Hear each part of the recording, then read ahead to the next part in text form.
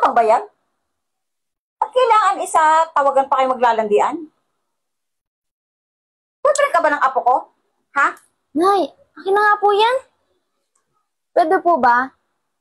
Tigil-tigilan yung pagiging praning. Hindi na po paalala yung ginagawa niyo eh. Wisit kang babae ka?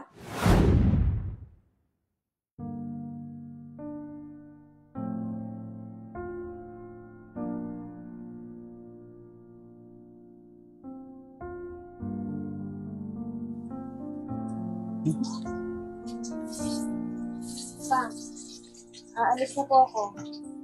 Kailangan po kasi namin tapusin yung project namin. Ngayon lang po yung free time namin.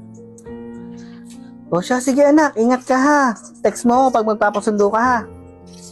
Okay, ingat. Oh, Patrick.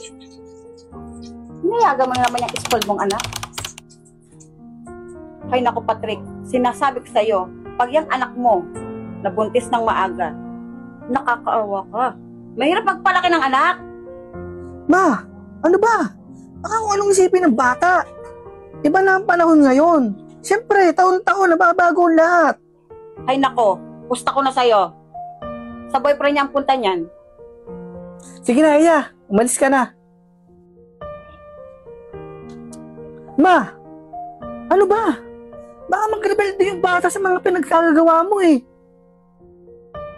O di, tamang hula ko.